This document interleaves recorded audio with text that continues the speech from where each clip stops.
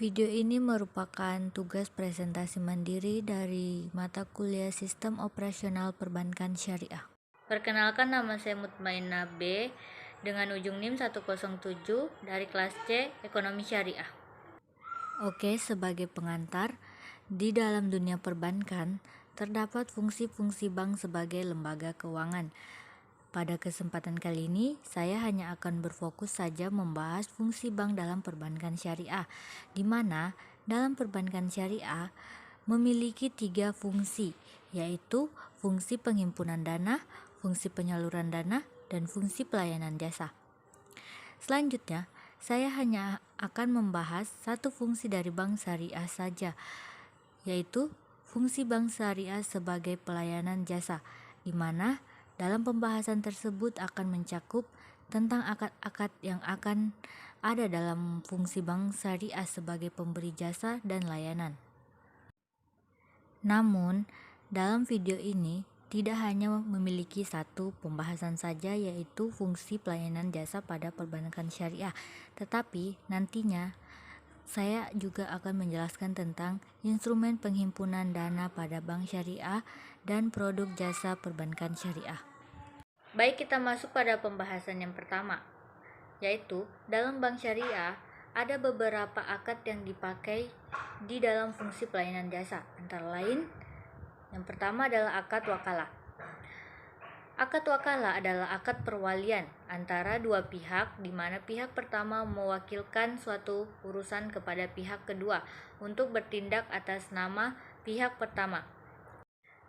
Contoh pengaplikasiannya pada perbankan syariah, yaitu wakalah biasanya diterapkan untuk penerbitan letter of credit atau penerusan permintaan akan barang dalam negeri dari bank luar negeri. Wakalah diterapkan untuk mentransfer dana nasabah ke pihak lain. Selanjutnya, akad hawalah merupakan akad pemindahan utang piutang suatu pihak kepada pihak lain. Dalam hal ini ada 3 pihak, yaitu pihak yang berutang, pihak yang memberi utang, dan pihak yang menerima pemindahan. Contoh pengaplikasian hawalah al-mutlaq yaitu bank sebagai pemberi utang dan pihak B sebagai peminjam. Kemudian pihak B mengalihkan pembayaran utang kepada pihak muhal lain atau pihak C, sehingga yang membayar hutang pihak B kepada bank adalah pihak muhal lain atau pihak C, tanpa pihak B menegaskan pengalihan hutang. Selanjutnya, akad ran. Menurut syariah adalah menahan sesuatu dengan cara yang dibenarkan, yang memungkinkan untuk ditarik kembali.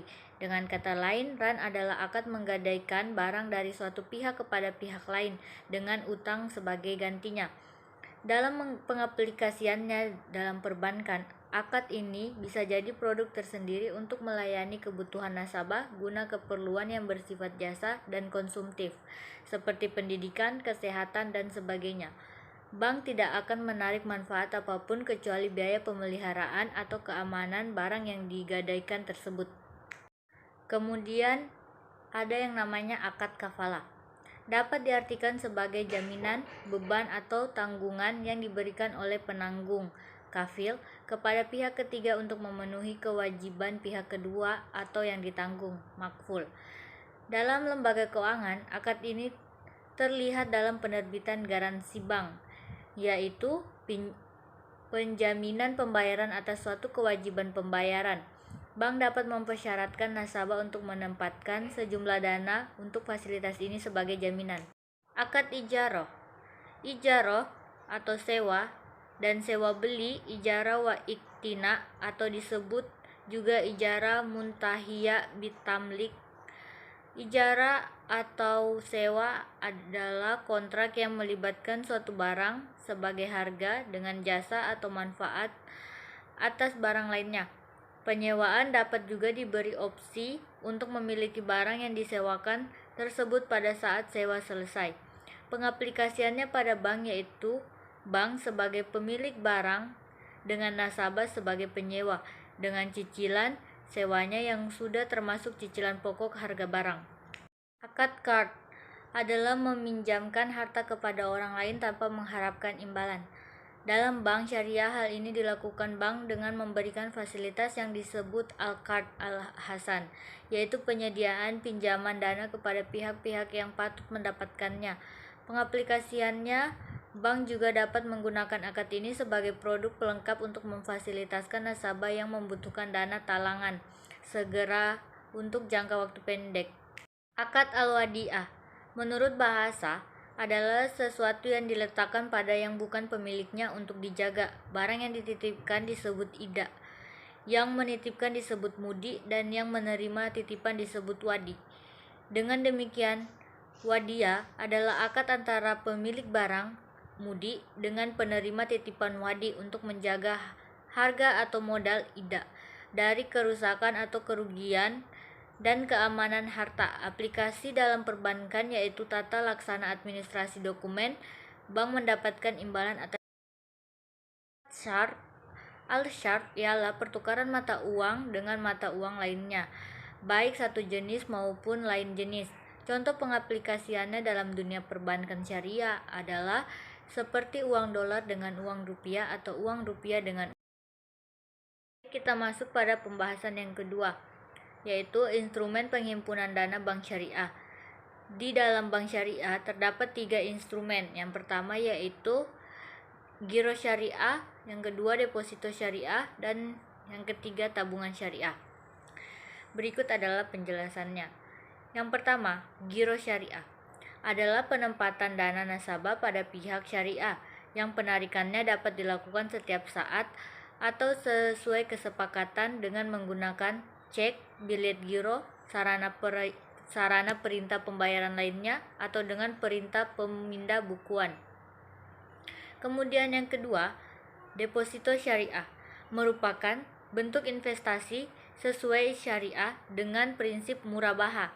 Investasi ini diperuntukkan bagi nasabah perorangan atau badan non perorangan dengan pilihan waktu penempatan berjangka 1, 3, 6 atau 12 bulan, atau on call harian pilihan 7, 14 hari dan 20.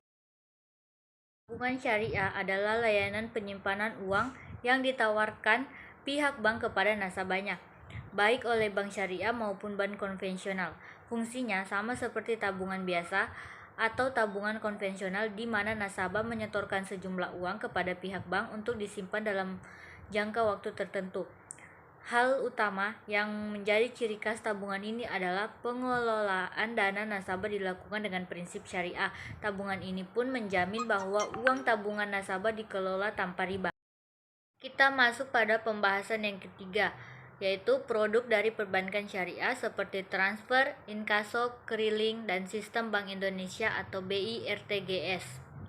Yang pertama, transfer atau kiriman uang adalah kiriman uang yang diterima bank termasuk hasil inkaso yang ditagih melalui bank yang akan diteruskan kepada bank lain untuk dibayarkan kepada nasabah. Yang kedua, inkaso adalah sebuah layanan bank untuk penagihan pembayaran atas surat atau dokumen berharga kepada pihak ketiga di tempat atau kota lain di dalam negeri dalam rangka penyelesaian pembayaran tagihan.